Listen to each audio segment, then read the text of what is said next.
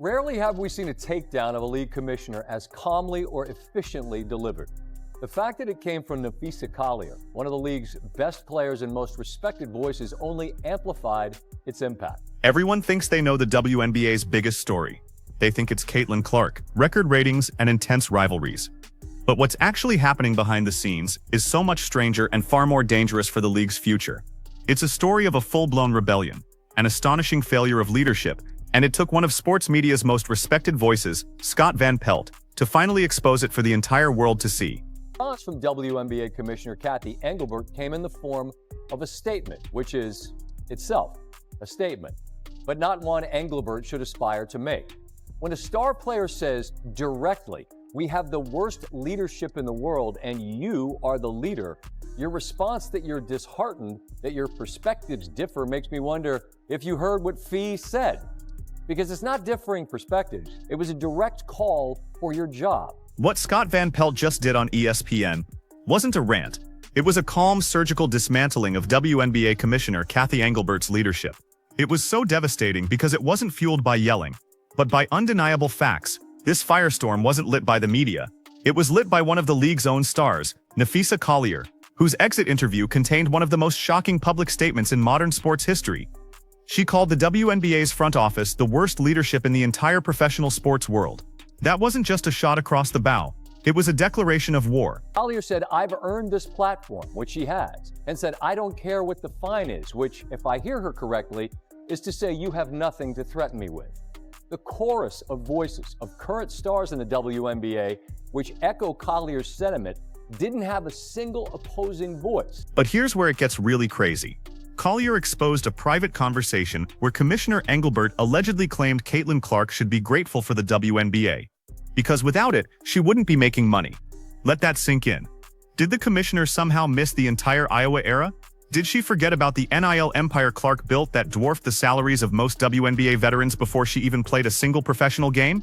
SVP masterfully called this out for the delusional, tone-deaf statement it is. The WNBA isn't making Caitlin Clark. Caitlin Clark is making the WNBA.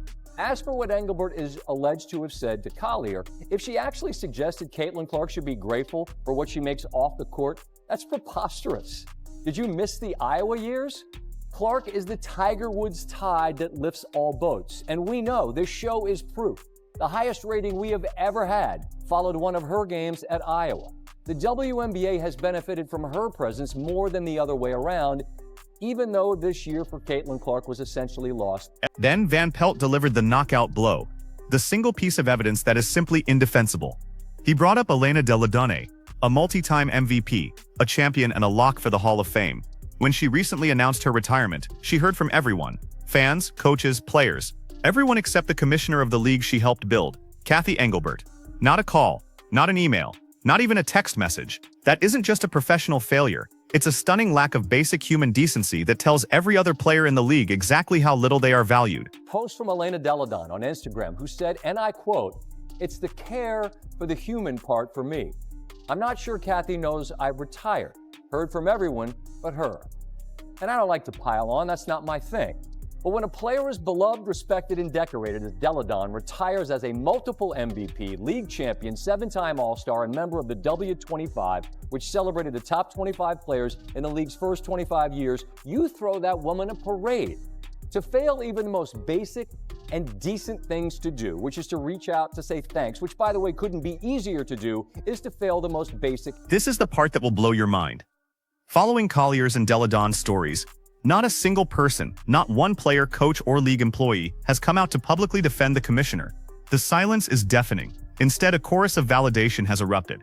Players like Lexi Brown and Sophie Cunningham immediately backed Collier, with Cunningham calling Engelbert the most delusional leader she's ever seen. When your own players are openly confirming the rod at the top, you don't have a PR problem. You have a full-blown leadership crisis. According to Sportico, franchise valuations have soared.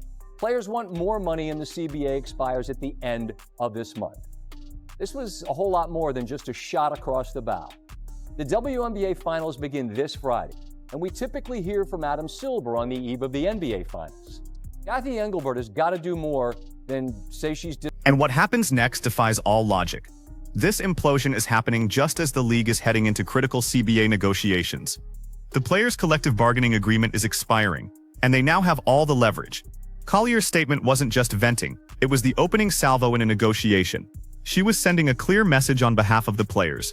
Fix the leadership, or we will blow this whole thing up. With the newfound revenue and attention Clark brings, the players finally have the power to force monumental change. The league's attempt to downplay Caitlin Clark's impact is pure self-sabotage.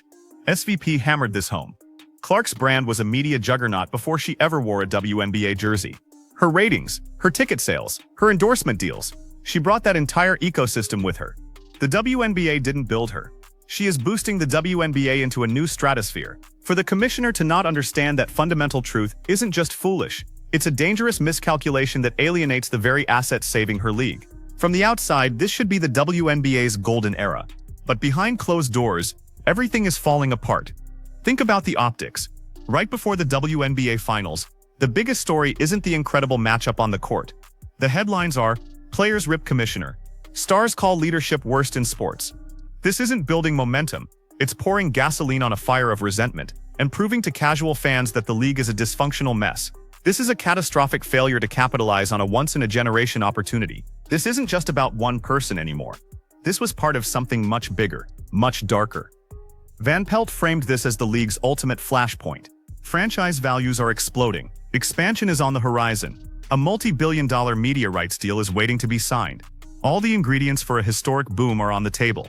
Yet the person in charge seems to be actively working against that success, creating chaos where there should be celebration and discontent where there should be unity. And here's the cold hard truth that SVP didn't have to say out loud. Adam Silver is watching. The NBA financially props up the WNBA, and the NBA's commissioner has a vested interest in protecting that investment. When ESPN's top talent is openly questioning if the WNBA commissioner should keep her job, you can be sure Silver's phone is ringing. The clock is now ticking. It's no longer a matter of if a change will be made, but how soon Silver will be forced to step in to stop the bleeding. Scott Van Pelt's takedown resonated so powerfully because he simply organized the evidence that was already there. The terrible officiating, the player injuries, the bizarre lack of communication, and now the direct attacks on the commissioner's competence. He connected the dots, revealing a pattern of failure that is impossible to ignore. He didn't have to scream or create drama. He just presented the case, and the verdict from players and fans alike was unanimous. The leadership has failed, so the real question is no longer whether Cathy Engelbert is the right person for the job. The players have already answered that with a resounding no. The question now is whether she will step down or if Adam Silver will have to make the decision for her. One way or another, this rebellion has reached a point of no return. The WNBA's golden era hangs in the balance, and a change at the very top feels not just necessary, but completely inevitable.